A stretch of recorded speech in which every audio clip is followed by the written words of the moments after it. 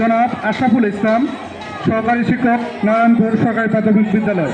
আমরা ধন্যবাদ স্যারকে।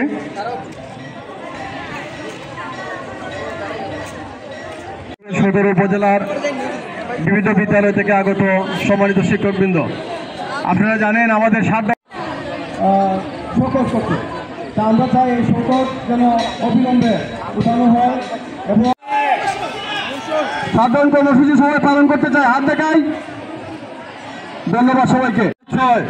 এবার চাই প্রজ্ঞাপন, এবার চাই প্রজ্ঞাপন, আর 996 আর 996।